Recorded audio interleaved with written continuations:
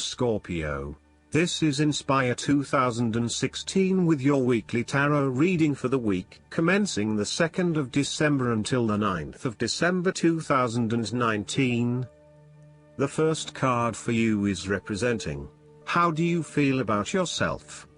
Your card is the Four of Pentacles. You are very conservative about money and are not inclined to gamble in financial matters. You were very protective of what you have accumulated over time, and slowly and steadily you increased your net worth through saving money and safe investments. You were self-sufficient both financially and emotionally, as you often equate money with emotional security. This card also indicates possessiveness, greed and an overly cautious approach to life. You may be afraid to take risks, both financially and emotionally, for fear of losing everything that you have attained so far. As a result, you may be vaguely unhappy and unfulfilled. Deep down you are starting to realize that you have sold out for a conservative and overly safe approach to life. Thus, the Four of Pentacles indicates one of the dangers of prosperity, the temptation to value money far above its real worth. If wealth and financial success lead to a miserly or penny-pinching attitude, then you have found yourself in a narrow-minded state where nothing is perceived to have any significant value other than money. This attitude is an expression of extreme attachment to the material things of the world and is unhealthy in the long term. The second card for you is representing, what do you want most right now? Your card is the Queen of Pentacles. What you want most right now is be able to live independently, with a stable income and with enough time and space to also nurture your family and loved ones. You may be trying to create a better balance between your home and work lives, giving it your all in both domains and trying not to compensate one for the other. At the same time, you are also able to find time to invest in yourself and ensure that you have enough me time in between all of your other commitments. The Queen of Pentacles represents prosperity and security. She suggests that you have worked hard to generate a level of financial or physical security which, in turn, gives you the ability to be generous with others and to share your wealth and prosperity with those you love. You have used your financial prosperity to build a comfortable home environment and you are focused on investing in your family, as well as your personal wealth. This Queen asks you to maintain a compassionate, nurturing, practical and down-to-earth attitude when it comes to dealing with others and your present circumstances. You need to focus on creating a calm and balanced life for yourself. You need to be resourceful and practical, dealing with issues as they arise and coming up with realistic and simple solutions that fix the problem with minimal fuss. The Queen of Pentacles is also able to find a use for everything in the home, and is very handy and versatile. The third card for you is representing your fears. Your card is the Five of Pentacles. You are afraid of experiencing a major financial loss or job loss. If money becomes the primary motivating force in life and the gauge by which you judge your worth, the lack of it may produce anxiety and a sense of being excluded from the good things money can provide.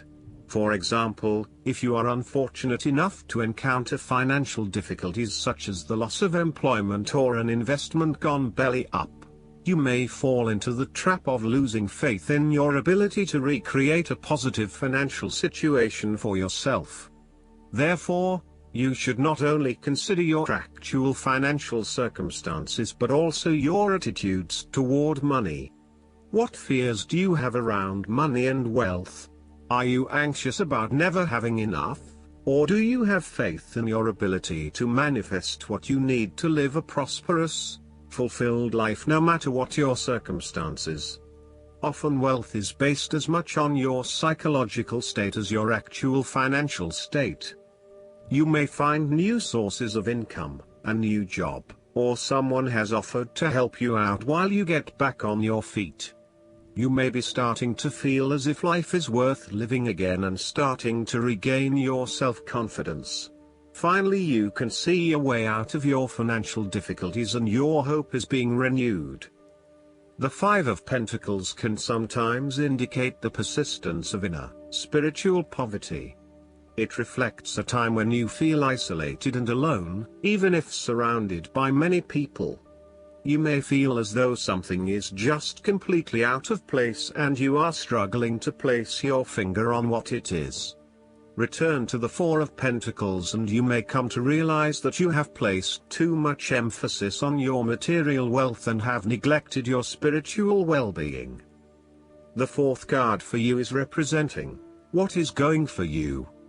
Your card is the Six of Wands. You are about to achieve your goals and being publicly acknowledged for your efforts and your results. You may have recently received an award, public acclaim or acknowledgement from your peers for the work that you have done. It may even be just a pat on the back or getting praise or recognition for your work. You have harnessed your strengths and talents in order to bring about a successful outcome in your endeavors. You have managed to get through the confusion of the Five of Wands, minimizing your distractions, focusing on the task at hand. You have overcome the challenges along the way, and now you are focusing your energies on the one goal that will lead to your success. This is your time to shine and to come out on top. The Six of Wands is such positive encouragement to believe in who you are and your accomplishments so far. Have faith in what you have personally achieved and how this will be received by others.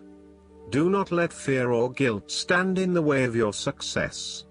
You ought to feel proud of what you have achieved and not afraid to hold your head up high and feel worthy of others' attention.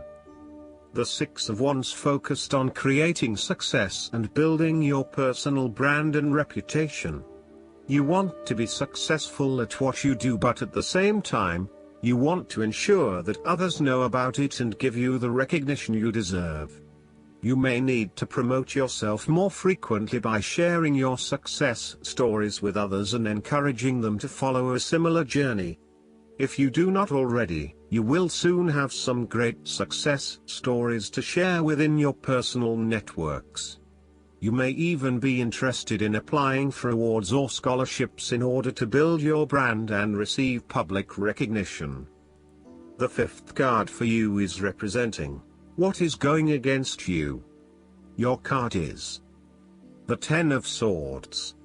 There will be a forceful re-evaluation or elimination of your previous attitudes about life, your views about yourself and what is important, and possibly your plans for the future. Despite the initial trauma and torment associated with this change, the imposed re-evaluation can be a very positive thing. It is important to understand that while the means of your demise may not seem reasonable or fair, your previous thoughts and attitudes really need to change in order for you to reach a better place in your life.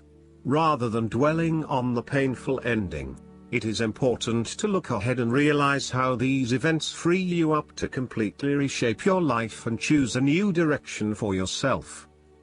The Ten of Swords may also indicate that you are resisting an inevitable ending, because you are deeply worried about how much it is going to hurt you.